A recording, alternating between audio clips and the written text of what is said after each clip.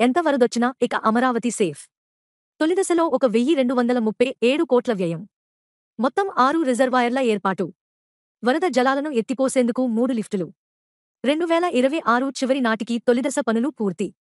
CM Chandrababu master plan. 2 దశల్లో వరద మళ్లింపు పథకాలు. ప్రపంచంలోని 5 మేటి నగరాల్లో ఒకటిగా ఉండాలన్న ఆశయంతో పటిష్టమైన పునాదులతో రాజధాని అమరావతి నిర్మితమవుతోంది. అయితే దీనికున్న ఒకే ఒక సమస్య వరద ముంపు. ఇదే సమస్యను నగరానికి చాలా పెద్ద అనుకూలాంశంగా మార్చుకుంటూ పక్కా ప్రణాళికలతో అమరావతిని మలుస్తున్నారు. సంక్షోభాలను కూడా అనుకూలాంశాలుగా మార్చుకుని ముందుకు సాగడం చంద్రబాబు పద్ధతి. ఇప్పటివరకు కొందరు ఏదైతే ముప్పని అంటున్నారో అదే సమస్యను రాజధానికి ఓ పెద్ద వరంగా మార్చి చూపేందుకు అద్భుతమైన ప్రణాళికను బ్రహ్మాండంగా ఆయన అమలు చేస్తున్నారు. అమరావతికి కొండవీటివాగు ముంపు సమస్య చాలా తీవ్రమైంది. దీంతో పాటే పాలవాగు, కొట్టేళ్లవాగు తదితరాలు కూడా. వీటిలో ప్రధానమైన కొండవీటివాగు పేరేచెర్ల కొండలలో పుట్టి 28 కిలోమీటర్లు ప్రయాణించి ప్రకాశం బ్యారేజి వద్ద, కృష్ణా హెడ్ రెగ్యులేటర్ స్లూయూస్ల వద్ద కృష్ణానదిలో కలుస్తుంది. ఈ వాగు పరీవాహక ప్రాంతంలో ఎక్కువ భాగం ప్రస్తుత రాజధాని అమరావతిలోనే ఉంది. భారీ వర్షాల నేపథ్యంలో కొండవీటి వాగు నుంచి వరదనీరు వచ్చి ఎగువ కృష్ణానదిలో కలుస్తుంది. కృష్ణానదికి వాగుకు మధ్య లాకులు ఉన్నాయి. కొండవీటి వాగు వరదనీరు నదిలోకి వెళ్లేందుకు ఈ లాకులను ఎత్తడంతో నీరు నదిలోకి మళ్లిపోతుంది. కాని ఇదే సందర్భంలో కృష్ణానదికి పైనుంచి వరదనీరు 3 లక్షల క్యూసెక్కులకు మించి వచ్చిందంటే వరదనీరు కొండవీటివాగులోకి విరుచుకుపడుతుంది. కొండవీటివాగులో నిత్యం గుర్రపుడెక్కాకు, తూటికాడ ఏపుగా పెరుగుతూ పూడిక వేస్తుంటాయి. దీంతో వాగులో నీరు ముందుకు ప్రవహించడం కష్టసాధ్యమై కట్టలు తెగి సమీప ప్రాంతాలను ముంచెత్తుతుంది. పాలవాగు కూడా కృష్ణాయపాలెం వద్ద ఇతర వాగులతో కలిసివచ్చి కొండవీటి వాగులో కలుస్తుంది.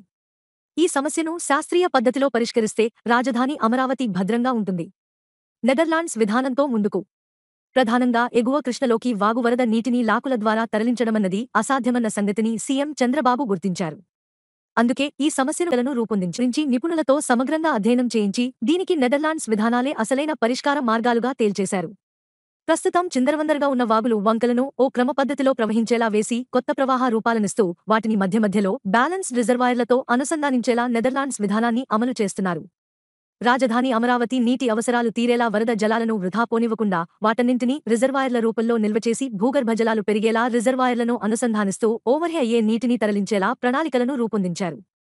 కాలువలను సుందరీకరించి వాటి తీరాలలో పార్కులు, రిసార్టులు వంటి వాటిని ఏర్పాటు చేయడం, కాలువల్లో నావిగేషన్ సౌకర్యాలను కల్పించడం వంటి చర్యలతో పర్యాటకాభివృద్ధి జరిగి వాటి నిర్వహణకయ్యే ఖర్చులను సునాయాసంగా రాబట్టేలా పథకం వేశారు. శాస్త్రీయ పద్ధతిలో పరిష్కరిస్తే రాజధాని అమరావతి భద్రంగా ఉంటుంది. కమాండ్ కంట్రోల్తో అంతా సవ్యంగా. ఈ మొత్తం వ్యవస్థను అన్ని వేళల్లో నిర్వహించేందుకుగాను ఈ పీసీఆర్డీఏ నూతన భవనంలో ఏర్పాటు చేస్తున్న అత్యాధునికమైన ఇంటిగ్రేటెడ్ కమాండ్ కంట్రోల్ సెంటర్ ఉపయోగపడనుంది. దీని ద్వారా రాజధాని ప్రాంతంలోని వాతావరణ ఎప్పటికప్పుడు గుర్తిస్తూ ఏ సమయంలో ఎంత వర్షం కురుస్తుంది, ఏ రిజర్వాయర్లో నీరెంతుంది, కాలువల్లో నీరు ఏ పరిమాణంలో ఎంత వేగంతో ప్రయాణిస్తుందనే అంశాలకు సంబంధించిన ఖచ్చితమైన సమాచారాన్ని సాంకేతికంగా తెలుసుకుంటూ తదనుగుణంగా రిజర్వాయర్లను బ్యాలెన్స్ చేస్తూ ఎత్తిపోతల పథకాలను నిర్వహిస్తారు. దరిమిలా అమరావతి నగర వీధుల్లో చుక్కనీరు కూడా నిలిచే పరిస్థితి ఉండదు. పైగా అమరావతిలో ప్రజల నీటి అవసరాలను తీర్చడంలో ఈ 2 రకాల ప్రణాళికలు ఎంతో అద్భుతంగా ఉపకరిస్తాయి. దిగువ పరీవాహక ప్రాంతంలో తొలిదశ పనులు. రాజధాని అమరావతిని వరదల కోణంలో కొండవీటివాగు పరీవాహక ప్రాంతాన్ని ఎగువ పరీవాహక, దిగువ పరీవాహక ప్రాంతమనే 2 భాగాలుగా వర్గీకరించారు. రాజధానికి అత్యవసరంగా ముందు దిగువ పరీవాహక ప్రాంతంలో వరద జలాలను క్రమబద్ధీకరించే విధంగా ప్రణాళిక రూపొందించారు. ఈ మొదటి దశ ప్రణాళికను అమలుకు 1,236.74 కోట్లను ఖర్చు చేస్తున్నారు. ఈ మేరకు సదరు పనులన్నింటినీ ఎంవీఆర్ ఇన్ఫ్రా సంస్థ చేజిక్కించుకుని క్షేత్రస్థాయిలో పనులను ముమ్మరంగా నిర్వహిస్తుంది. వచ్చే ఏడాది చివరినాటికి పనులన్నింటినీ పూర్తి చేయాలని లక్ష్యంగా నిర్ణయించుకున్నారు.